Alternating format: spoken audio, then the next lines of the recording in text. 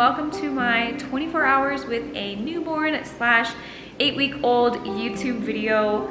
I've been so excited to film this and edit it and get it out into the world because during the first few weeks that Dallas was born, I absolutely loved watching other moms on YouTube share their day and what it looks like and what they go through, because it really helped me not feel so alone in my journey and also feel like I wasn't the only one feeling those things or going through those things.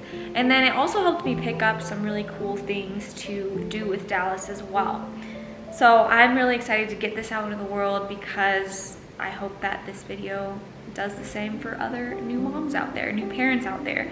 And so I have been filming this morning since 4:45 a.m. I literally have not wanted to miss a thing. I'm trying to just prop my camera up and film whatever I'm doing, and then at the end of this I'll voice over it and I'll get to bring you through my entire day. I will say every single day looks different. So sometimes I have help from Steve, sometimes I don't.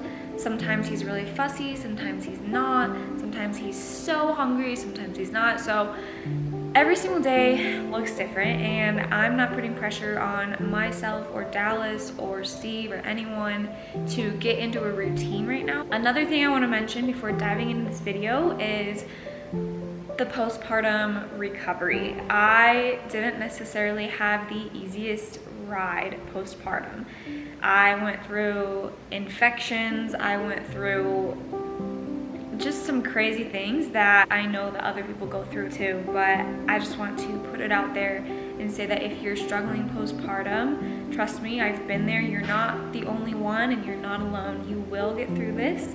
And I am finally 8 weeks later sitting on the other side, not feeling 100%, but I will say I'm feeling 1,000 times better, and things do look up. They do get positive, they do get exciting, they do get just so much better. You start to figure things out, you start to feel better physically, you start to feel better mentally. That's a part of this journey that I was not expecting at all. Something that I never expected to struggle with because I am so healthy and active and eat healthy. And so if you're struggling, just know that you will get through it, and it's 1,000 times worth it, 1,000 times worth it.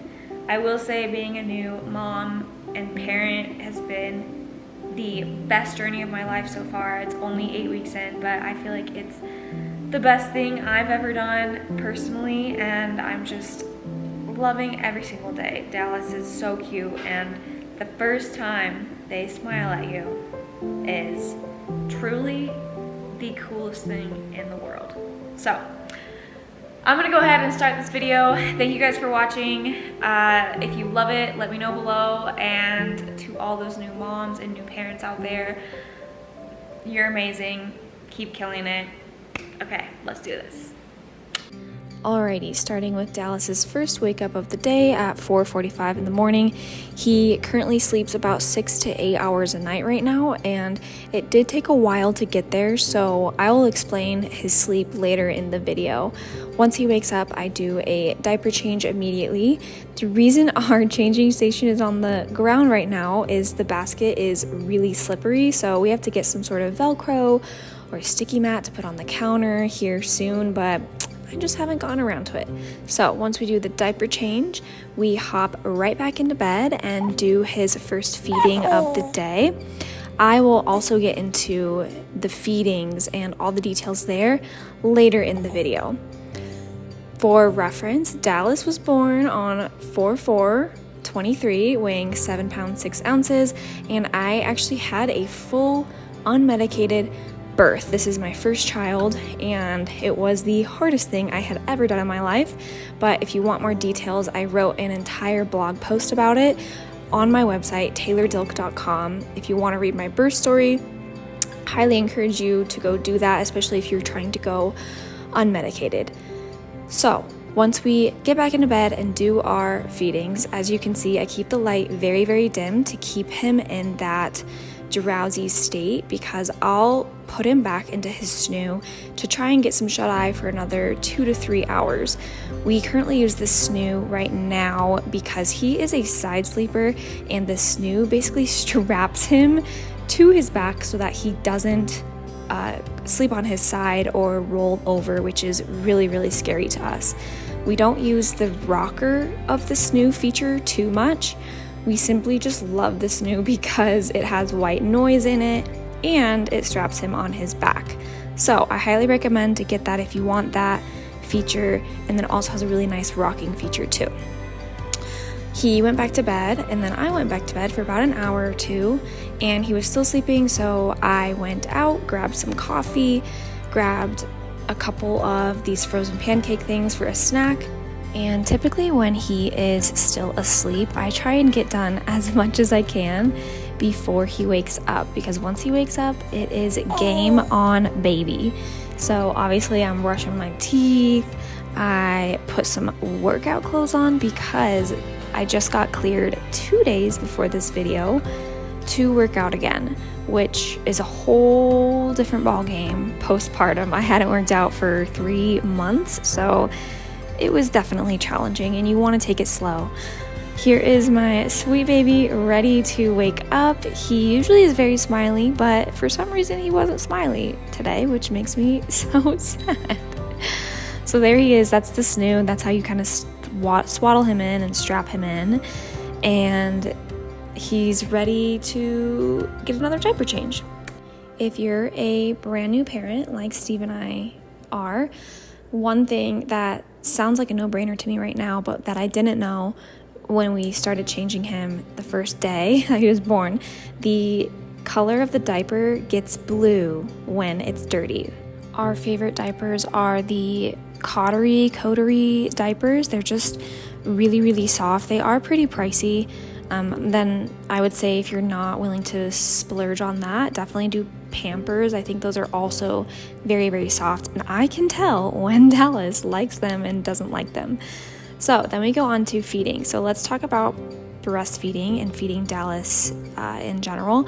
I have, up until the day of this video, was breastfeeding exclusively, and we went to the doctor for his 8-week appointment. He wasn't gaining enough weight, so we, at the time of this video, started supplementing Dallas's feedings with formula at the end of my breastfeeding. So I feed him about 9 to 12 times a day still, and about half of those feedings I'm gonna put probably like 2 or 3 ounces of formula in a bottle for him to feed. So far, since doing that, it's only been a week and a half. He is thriving. He's gaining weight. He's so much happier. He is just a way happier baby in general, having more food. So I'm not taking it as a failure. I'm simply going with the flow, and yes, it looks different than what I had imagined exclusively breastfeeding, but I am not going to be hard on myself, and I think that he is just doing so well, giving him exactly what he needs, and that is perfectly fine. So that is all of what we're doing right now with the feedings.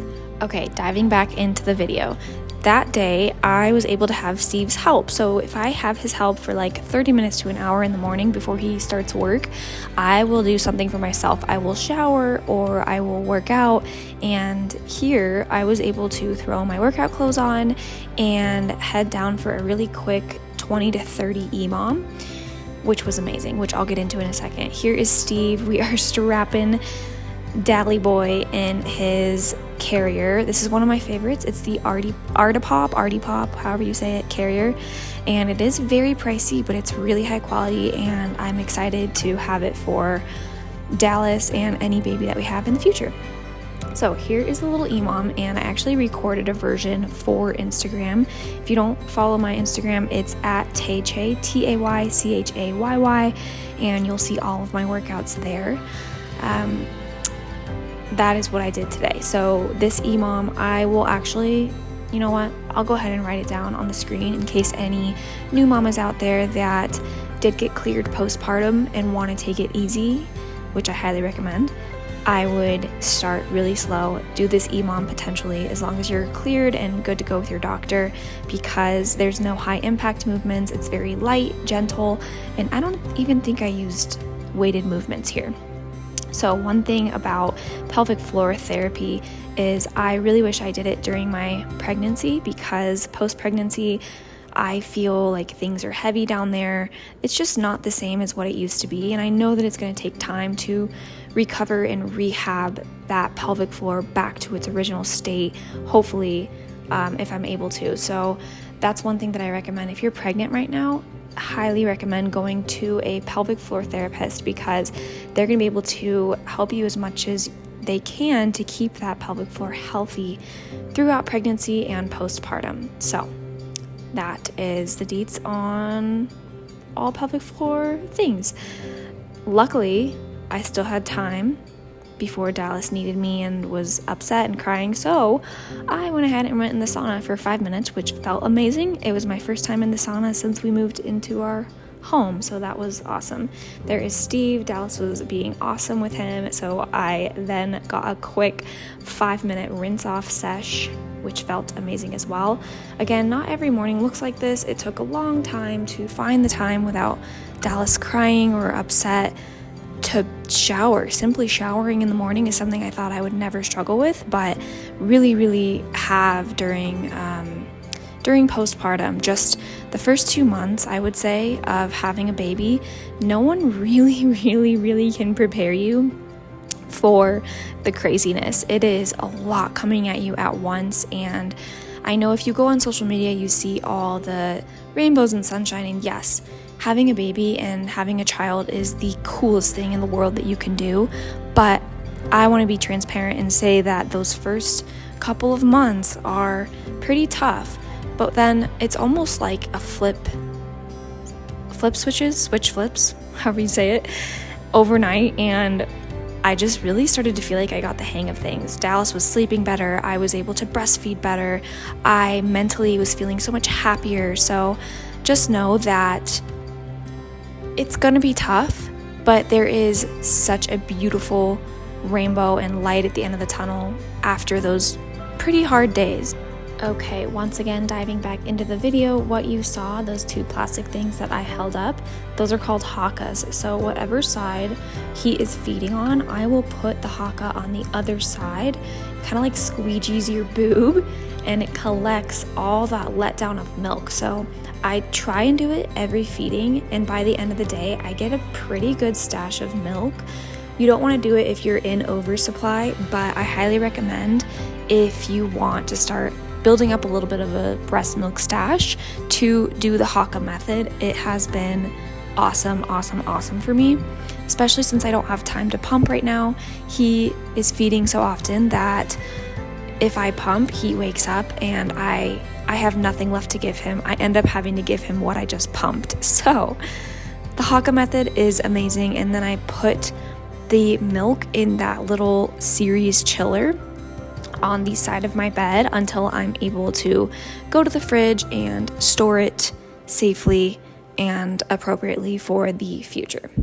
Once again, putting him in his little carrier, it is time for a nap, and I know that an overtired baby is a very unhappy baby. I have experienced this myself, so I really try and stick with this schedule. So what we do is he wakes up or I wake him up. I try and not let him sleep for longer than 2 hours during the day. So we'll do wake up, we will do feedings. His feedings typically last 20 minutes, and then I will either give him the formula or not, depending on how hungry he is, and then I will try and do something with him. It's going to be either a bath, or it'll be tummy time, or we'll read to him, or we'll talk to him. We just try and be interactive. Sometimes we let him lay there and have some interactive time himself. It really just depends on his mood and what we want to do with him. Then after about 20 to 30 minutes of that, he will tend to get fussy again for food.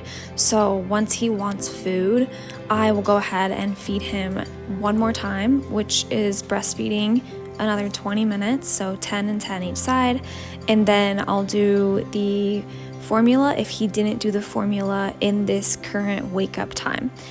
Right then I will, after he's done feeding, put him in a carrier, rock him to sleep, maybe put a binky in his mouth if it helps him, and it typically does the trick. I did not know about baby wearing or baby carriers until about 2 weeks ago, and before that, I literally could not get Dallas to sleep. He would not sleep. Only sometimes if I was laying on the couch and holding him, he would fall asleep. So baby wearing has literally changed my life. As you can see, I can still do housework and use both of my hands. While it is a little tougher with a baby on you to use both hands and to be quiet and to keep him asleep, it's a lot easier to navigate your day and get things done when you have two hands and are able to walk around. So I highly recommend getting either a baby carrier or a baby wrap, which is also game changing.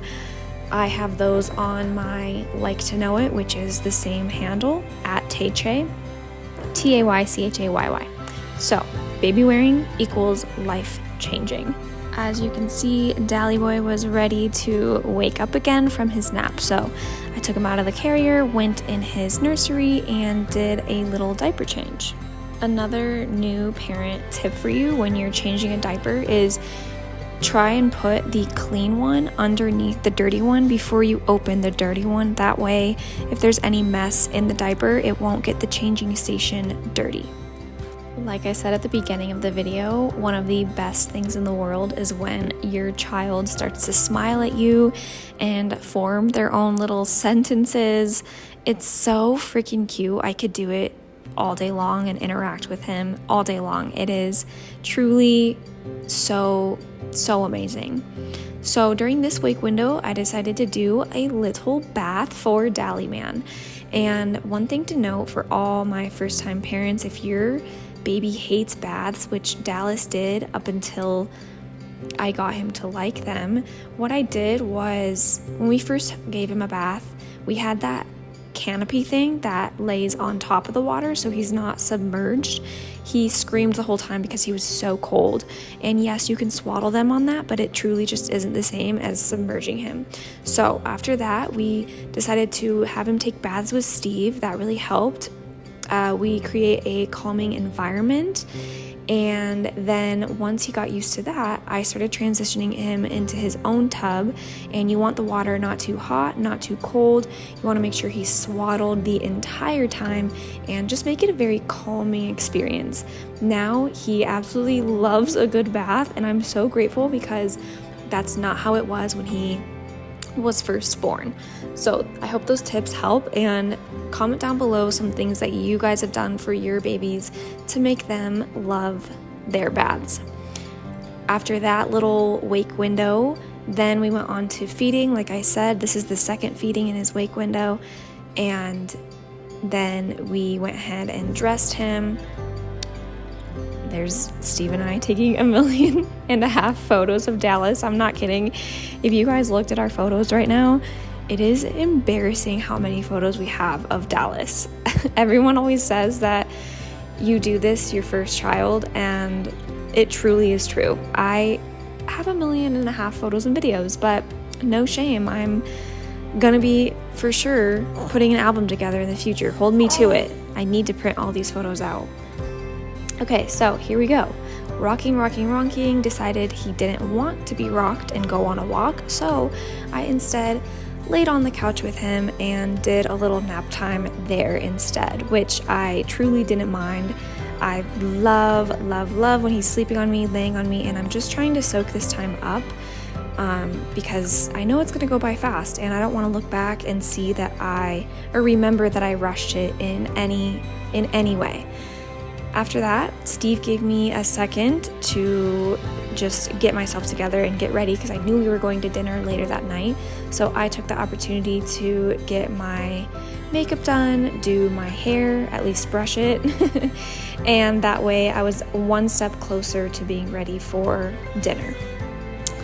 I then went back out because he was truly ready to fall asleep at that point.